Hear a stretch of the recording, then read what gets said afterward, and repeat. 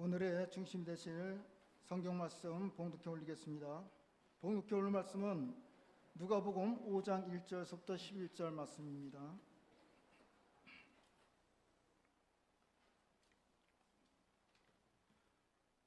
무리가 몰려와서 하나님의 말씀을 들을새 예수는 게네사렛 호숫가에 서서 호숫가에 배 두 척이 있는 것을 보시니 어부들은 배에서 나와서 그물을 씻는지라. 예수께서 한 배에 오르시니 그 배는 시몬의 배라.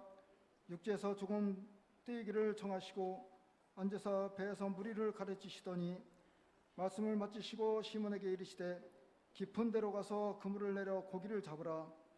시몬이 대답하여 이르되 선생님, 우리들이 밤이 새도록 수고하였으되 잡은 것이 없지만은 말씀에 의지하여 내가 그물을 내리리이다 하고, 그렇게 하니 고기를 잡은 것이 심히 많아 그물이 찢어지는지라.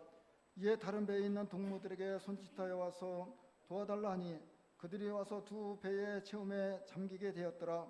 시몬 베드로가 이를 보고 예수의 무릎 아래에 엎드려 이르기를 주여, 나를 떠나소서, 나는 죄인이로소이다 하니, 이는 자기 및 자기와 함께 있는 모든 사람이 고기 잡힌 것으로 말미암아 놀라고 세베대의 아들로서 시몬의 동업자인 야고보와 요한도 놀랐습니다. 예수께서 시몬에게 이르시되 무서워하지 말라, 이제 후로는 네가 사람을 취하리라 하시니 그들이 배들을 육지에 대고 모든 것을 버려두고 예수를 따르니라. 아멘. Здравствуйте. 오늘 읽어드린 이 말씀에 우리가 먼저 생각할 것은 두 가지의 관점이 있다라고 하는 것을 첫 절에서 우리가 찾아봐야 됩니다. 자, 무리가 몰려와서 하나님 말씀을 들을새, 첫 번째 관점은 많은 무리들이 예수님께 나와서 예수님을 바라보면서 하나님의 말씀을 듣는 시점입니다. 두 번째는 예수님께서는 게네사렛 호숫가에 서서 호숫가에 정박되어 있는 배 두 척을 바라보고 계십니다. 많은 사람들이 하나님의 말씀을 듣기 위해서 예수님을 바라보았다, 몰려왔다. 누구나 사람들은 자기 문제, 자기의 궁극적인 질문들, 이런 것들을 해결하기 위해서 나름대로 찾고 또 부지런히 돌아다니고 하는 그런 깊은 심리를 우리가 가지고 있지 않습니까? 그리고 또 예수님은 그러한 사람들을 향하여서 보시고 또 주목하시고 또 바라보시고 또 필요한 말씀을 전하시고자 하십니다. 많은 사람들이 예수님을 보고 예수님은 또 보시는 그 시선이 풍성하고 좋고 잘되고 하는 것이 아니라 호숫가에 정박된 빈 배를 보셨다. 뭔가 보는 관점이 다르잖아요. 빈 배, 막 출항을 해서 활동을 하고 있는 그런 상태가 아니라 돌아와 있는 빈 배를 보셨다. 이렇게 이 말씀은 시선에 대해서 서로 다른 부분을 얘기하면서 이야기가 진행됩니다. 그리고 예수님께서는 하나님의 말씀을 가르쳤다. 여러분, 우리의 삶이, 이것은 삶의 현장이잖아요. 게네사렛 호숫가라고 하는 그곳을 중심으로 마을이 형성되어 있고, 사람들은 상거래도 하고 어부들은 고기도 잡아오고 또 잡아온 고기들을 또 사기도 하고 팔기도 하고, 때로는 그것을 염장 처리해서 가공해서 가공식품으로다가 또 판매하며 유통하면서 그것을 가정에서 하다가 또 가정 살림의 식탁에 올리기도 하는 다양한 모습들이 이 삶의 현장에서 벌어지잖아요. 그런데 그 중심에, 삶의 현장 중심에는 뭐가 필요하냐? 물론 유통시킬 돈도 필요하고 거래선도 필요하고 하지만 예수님 보시기에는 가장 중요한 게 뭐예요? 말씀. 생각과 마음과 삶의 중심을 잡고 방향을 잡아줄, 또 삶의 의미와 힘을 줄 수 있는 그 무엇, 그것을 예수님은 하나님의 말씀, 그 말씀에 대한 가르침이라고 하는 겁니다. 여러분, 삶의 현장에서는 하나님의 말씀이 참 중요한 거예요.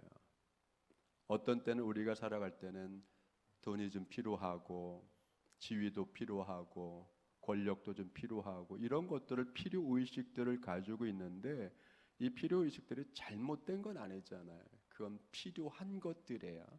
그러나 그것이 절대적이다라고 할 수 없는 부분이 있다는 거죠.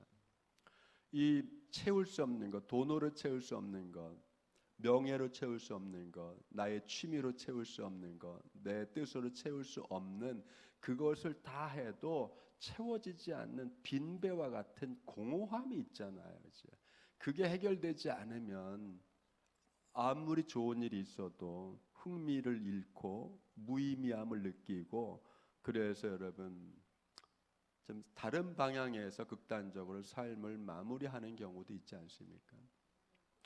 오늘 말씀은 삶의 현장에서는 말씀이 굉장히 중요하다라고 하는 또 하나의 깊은 의미를 우리에게 전해주고 있습니다.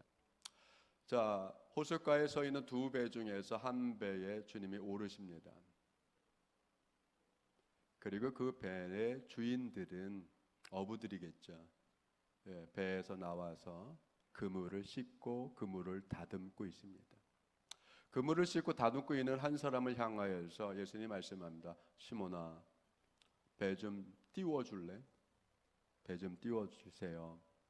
뭇대서 좀 띄워달라. 여러분, 우리가 아는 것처럼 이 어부들은 지난밤 밤새 그물을 거뒀던 사람들입니다.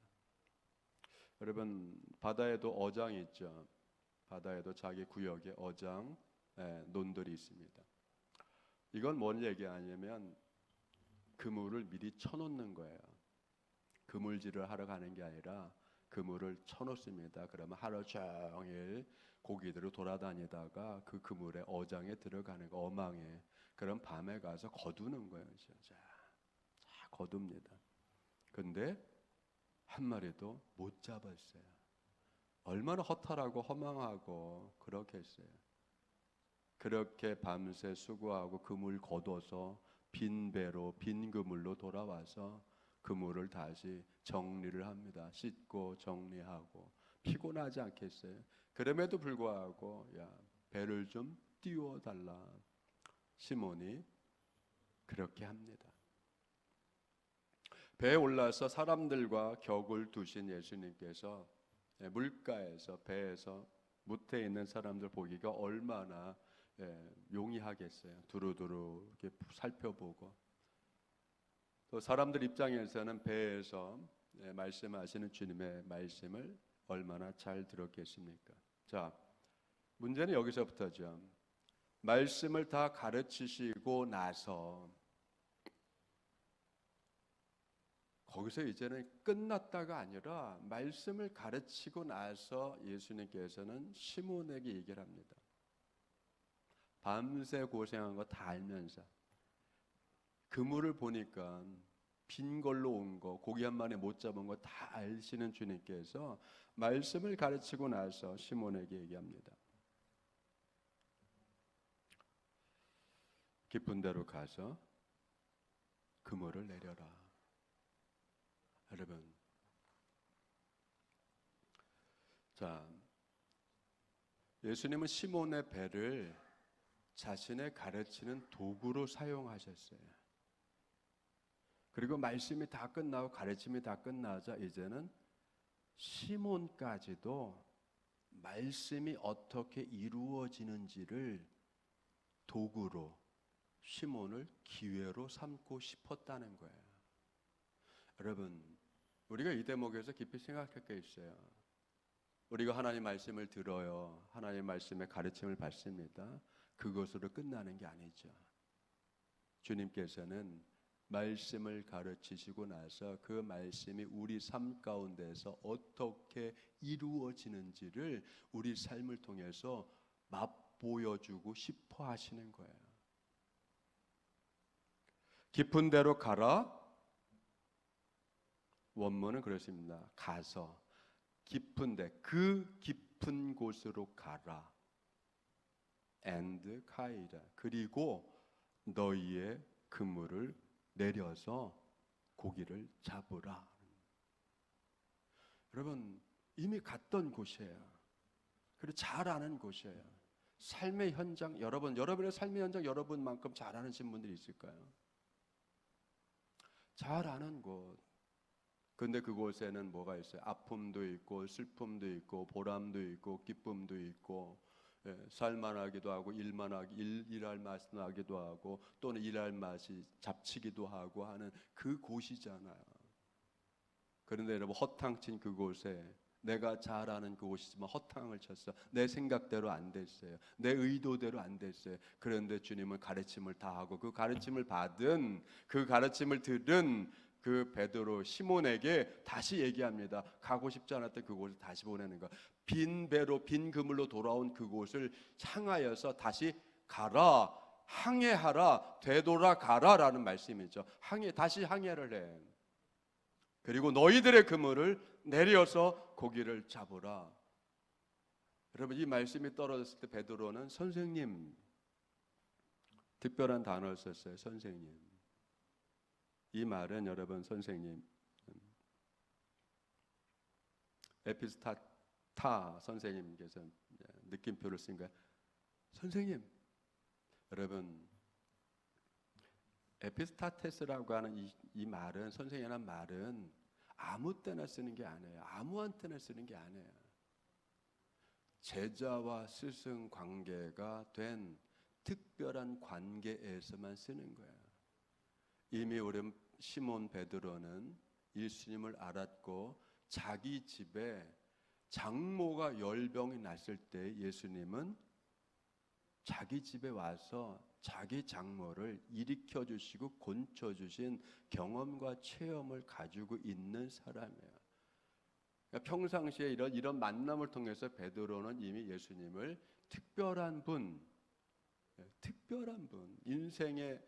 인생의 좋은 교훈을 얻을 수 있는, 또 특별한 능력이 있어서 뭔가 사람을 곤칠 수 있는 그러한 신유의 능력까지 있는 분으로 여겼고, 그래서 선생님으로다가 극진하게 대접을 하고 있었단 말이에요. 그러니까 밤새도록 피곤하게 그물들을 걷고, 그럼에도 불구하고 고기를 한 마리도 잡지 못한 허탈한 상황 속에서도 그물을 다시 손질하고 하는 그런 피곤함 속에서도 배를 띄우라고 했을 때 배를 띄웠고, 말씀을 경청했고, 그 말씀에 몰입하였고, 그 말씀이 끝나자마자 깊은 데로 가서 너희의 그물을 내려서 고기를 잡으라라고 하는 그 말씀에, 선생님, 우리가 밤새도록 고기를 잡아서 한 마리도 못 잡았지만 선생님의 말씀에 의지하여서 그렇게 하겠습니다 라는, 여러분, 순종의 마음을 가질 수 있었단 말이에요.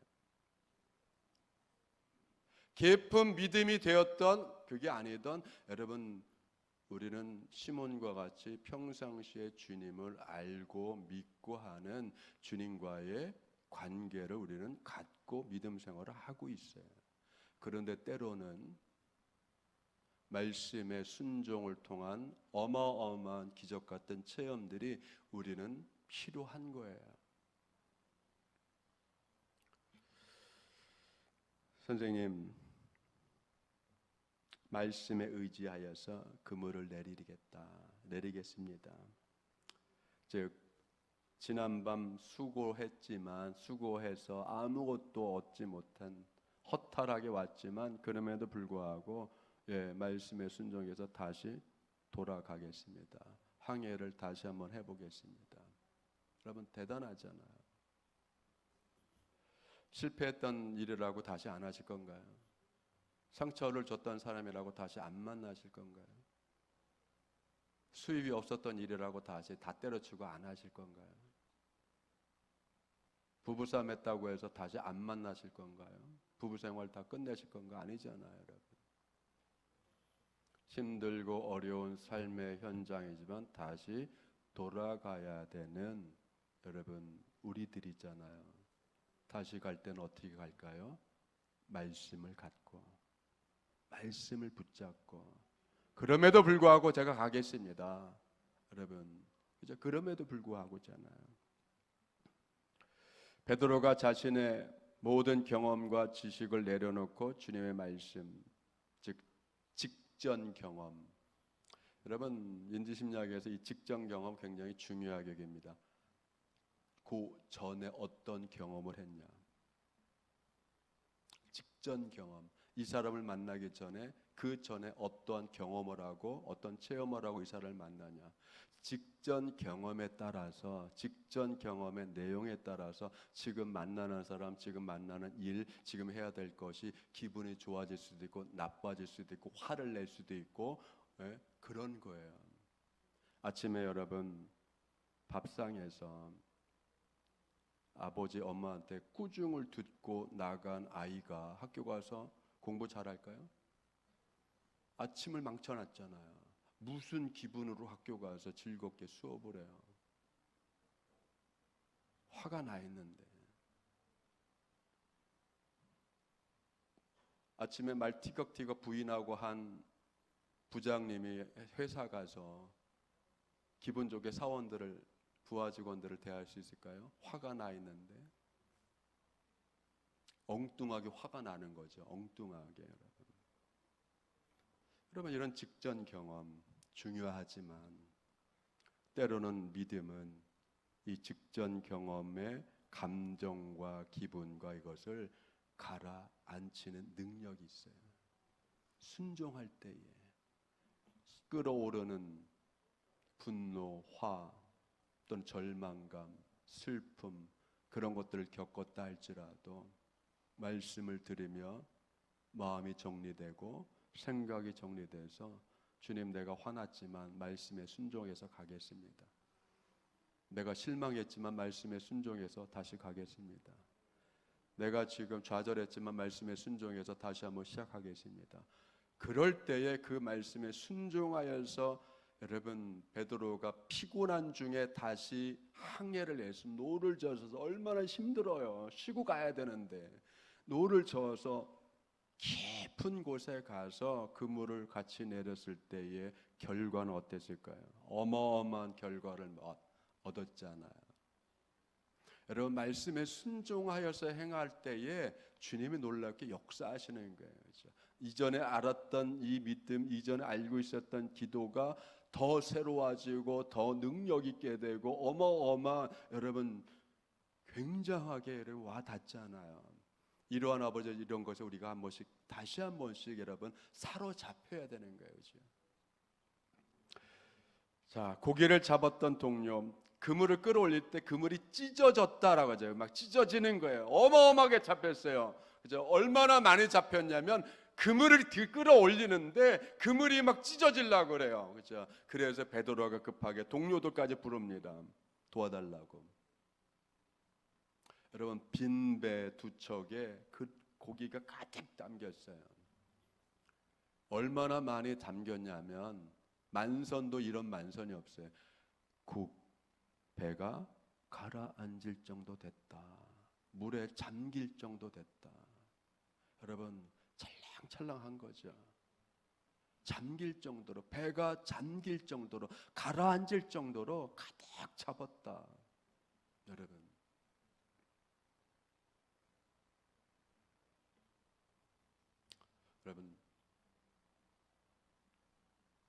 계좌가 깡통이 되셨습니까? 통장이 비셨나요? 마음이 공허하시나요? 피곤함과 이런 걸로 찌들으셨나요? 자녀들을 통하여서 마음이 언짢은 부분이 있습니까? 그렇죠? 우리는 다시 한번 말씀을 채워야 돼요. 말씀을 채우고 그 말씀에 순종하는 순종의 믿음을 우리가 이때 보여야 됩니다. 빈배로 돌아온 상황에서 예수님의 말씀에 순종하여 그물을 내렸을 때 벌어진 놀라운 만선의 기쁨은 시몬에게 단순하게 선생님 말씀을 잘 들으면 일이 잘 되는구나의 정도가 아니죠. 그죠? 부모 말 잘 들으면 자다가도 떡이 나온다 수준이 아니란 말이에요. 그죠? 네. 부인의 말을 잘 들으면 자다가도 떡이 나온다 이게 아니란 말이죠. 이런 정도가 아니라 예수님에 대한 예수님 존재에 대한 새롭고 깊은 깨달음이 벌어지는 상황이잖아요. 그래서 여러분 깊은 데라고 하는 것은 두 가지 의미가 있는 거예요. 깊은 데라고는 헬라어는 바도스입니다. 바도스는 일반적으로 물의 깊이, 수심의 깊이, 무슨 깊이를 잴 때 사용하는 단어예요. 수심이 깊다. 그죠? 측량할 수 있는 거죠. 깊이. 그래서 10길 물속, 10길의 깊이, 그죠? 그러나 10길 깊이의 물보다 더 깊어서 알 수 없는 게 뭐죠? 한길 사람 속은 모른다. 그죠? 그럴 때 여러분 10길의 물속보다 한 길의 사람의 속이 뭐예요? 더 깊은 거예요. 알 수 없게. 그렇기 때문에 측량할 수 없는 상태 그거를 여러분 사용할 때 바도스라고 하는 이 단어를 같이 씁니다. 그죠? 눈으로 헤아릴 수 있는 수심 10m의 깊이, 수심 100m의 깊이 얘도 바도스를 쓰지만 측량할 수 없고 가름할 수 없는 어마어마한 예를 들어 생각의 깊이, 그죠? 생각의 깊이 어느 정도인지 모르잖아요. 영성의 깊이 어느 정도 모르잖아요. 능력의 깊이 어느 정도 모르잖아요. 주님의 지혜의 깊이 어느 정도 모르잖아요. 함께 쓰는 게 그렇기 때문에 여러분 깊은 곳에 가서 그물을 내려서 다시 고기를 잡으라라고 하는 것은 단순하게 수심이 깊은 곳만 얘기하는 것이 아니라 그 깊은 곳, 인생의 깊은 곳, 깨달음의 깊은 곳, 능력의 깊은 그 차원을 다시 한번 경험할 수 있는 이중적인 의미가 있는 거예요. 이 두 가지를 다 경험할 수 있는 게 뭘까요? 말씀의 순종. 여러분 호숫가의 제일 깊은 곳에 가서 측량할 수 없는 하나님의 자기에게 명하신 명령을 하신 이제까지 선생님으로 알고 있던 자기의 장인의 열병을 고쳤던 그런 의사 선생님 정도 아니면 하나님의 말씀을 잘 가르치는 선생님, 율법의 선생님 또는 이런 정도 복음을 전하시는 선생님 정도로 알고 있었던 예수님이 자기의 전문 영역에서 자기가 알고 있었던 그 물의 깊이 이런 걸 다 넘어서서 어마어마하게 그물이 찢을 정도로 물고기를 잡게 해주시는 그 능력을 베푸시는 그 예수님을 여러분 어마어마하게 깊은 차원에서 경험을 했잖아요. 그리고 무슨 일이 벌어지죠? 인식의 대전환이 일어나잖아요. 여러분 우리는 때때로 인식의 전환이 일어나야 돼요. 주님에 대한 재발견은 곧 우리의 인식의 대변환, 전환이 일어나는 거예요. 생각이 바뀌어야 되고 자세가 바뀌어야 되고 가치관이 바뀌어야 되고 이것이 일어나는 여러분 신앙적 체험의 경험들이 있어야 되는 거예요. 그래야 믿음의 뿌리가 깊어지는 거예요. 인간 시몬이 단단한 꿈쩍하지 않는 페트로스 베드로가 되는 거예요. 그래서 이 체험을 하고 나서 여러분 성경은 뭐라고 합니까? 갑자기 시몬 하다가 8절에 가서 시몬 베드로가 이를 보고 예수의 무릎 앞에 엎드려 이르되 주여 나를 떠나소서 나는 죄인으로소이다. 여러분 인간 시몬이 바뀌었잖아요. 자연인 시몬이 바뀐 거예요. 뭘로 바뀌어요? 단단한 바위 같은 주님을 향한 단단한 바위 같은 믿음을 가진 변함없는 믿음을 가진 둔중한 믿음을 가진 여러분 묵직한 믿음을 가진 바위 같은 여러분 믿음의 시몬으로 바뀌잖아요. 우리가 주님에 대한 인식이 이렇게 돼야 되는 거예요. 주님에 대한 믿음이 이렇게 돼야 되는 거예요. 여러분 든든한 바위같이 흔들리지 않고 깨지지 않고 tun중하게 깊이 자기 자리를 지킬 수 있고 은혜의 자리를 지킬 수 있고 기적과 놀라운 은혜에 체험할 수 있는 그 은혜의 자리에 꿈쩍하지 않고 있을 수 있는 바위 같은 믿음이 되려면 말씀을 듣고 그 말씀에 순종하여 살아가는 삶을 가져야 되는 거예요. 그 순종의 삶이 우리를 바위로 만드는 거예요. 바위 같은 믿음이 될 때에 주님께서 더 높은 차원의 주님의 놀라운 계획을 이룰 수 있는 거예요. 시몬아, 내가 이제 너를 시몬이라고 하지 않고 케파, 페트로스, 바위라고 하겠다. 내가 너 위에 내 집을 질 거야. 내 교회를 세울 거야. 여러분,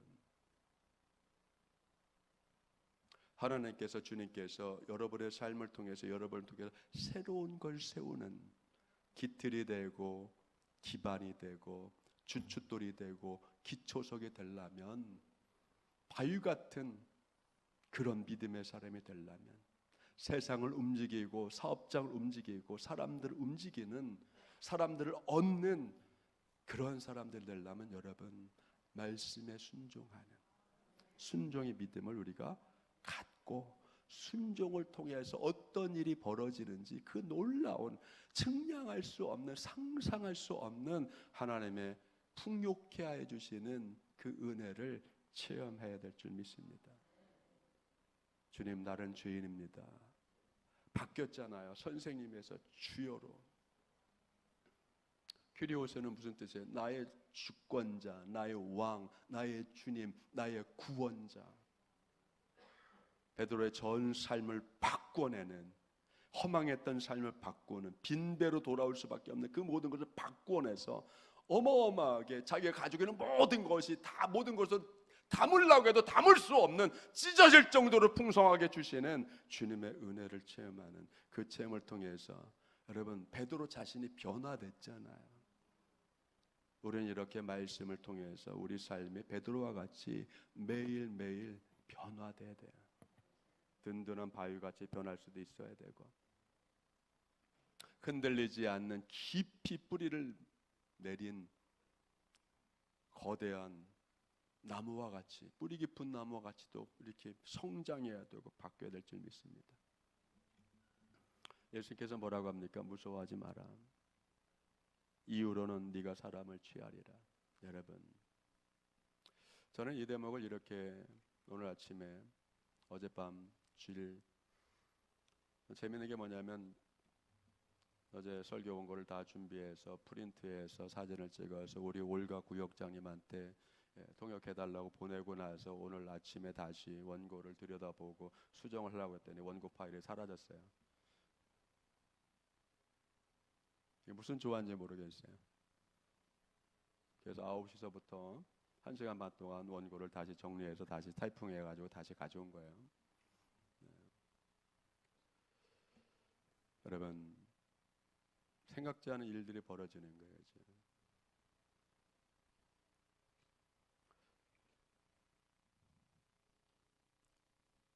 사람을 취하리라. 고기를 잡는다고 전혀 다른 단어를 쓰십니다. 주님은 사람을 취하리라.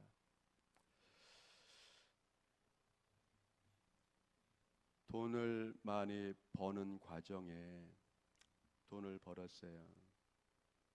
많이 벌었어요. 남부럽지 않게 벌었어요. 그런데 어느 날 갑자기 자기 주변에 사람이 다 떠났어요.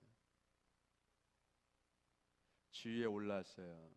오르는 과정에 사람들은 많이 밟고 올랐었어요. 자기는 지위를 갖고 권력을 가졌지만 주변에 아무도 남지 않고 다 떠났어요. 이게 무슨 성공이죠?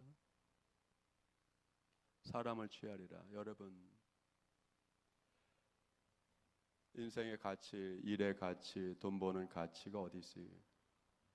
돈에 있고 명예에 있고 재산에 있고 재물에 있나요?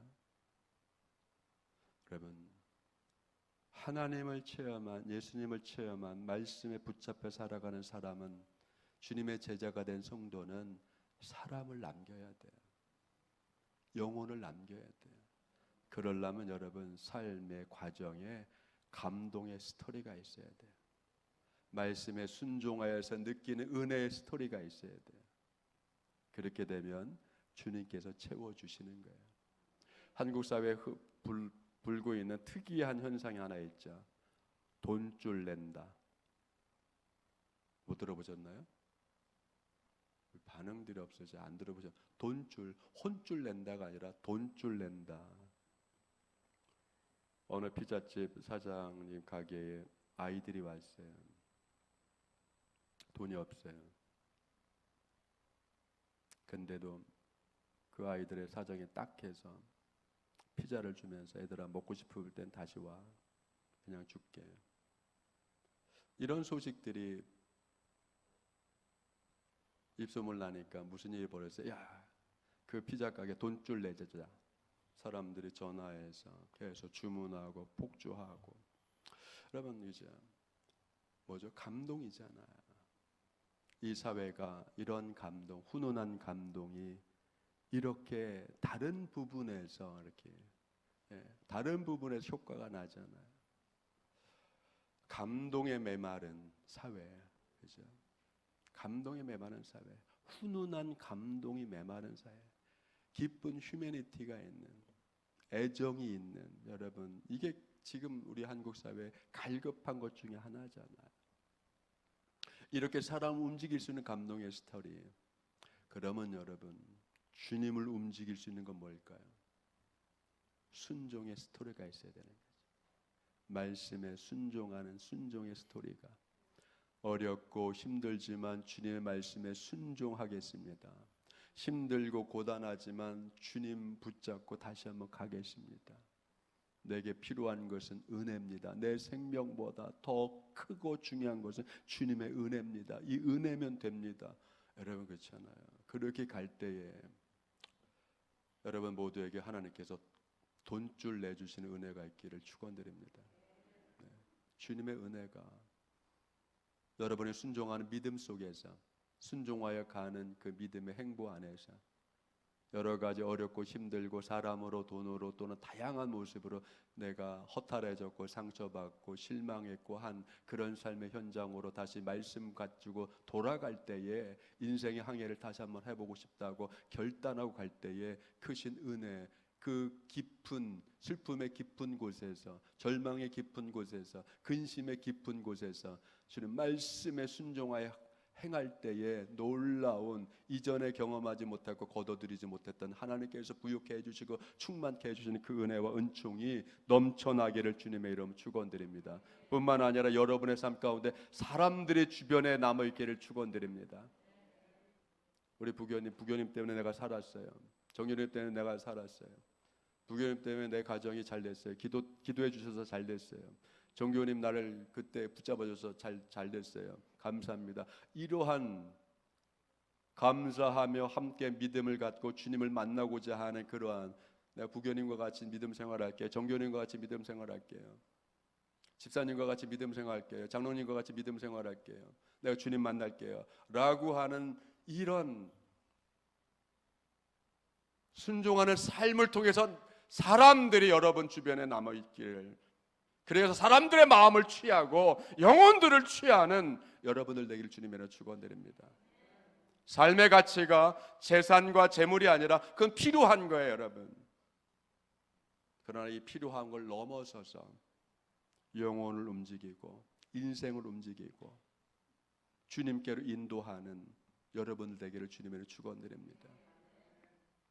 다니엘서의 결론은 이렇게 매기고 이런 결론을 내립니다.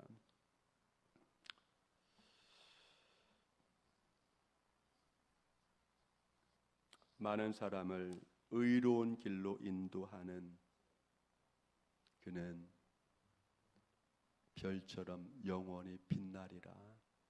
그죠?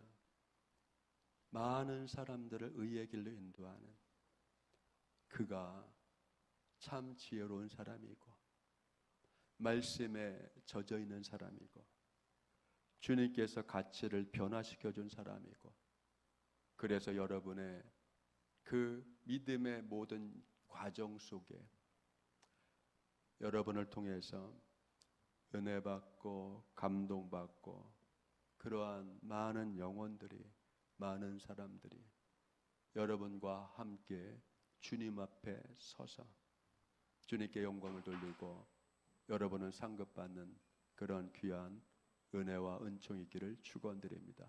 뿐만 아니라 오늘의 삶의 현장에서 슬픔이 바뀌고 허망한 것이 바뀌고 허탈한 것이 바뀌고 빈 것이 바뀌어서 충만하게 채워주시고 윤택하여지고 부유케 되고 강건해지고 기쁨과 감사가 끊임없이 샘물 돋듯이 흘러넘치는 여러분의 삶이 그러한 기쁨을 길러내고 체험하는 깊은 삶, 말씀을 깊이 체험하고 은혜를 깊이 체험하는 주님께서 지시한 깊은 곳이 되기를 주님의 이름으로 축원드립니다.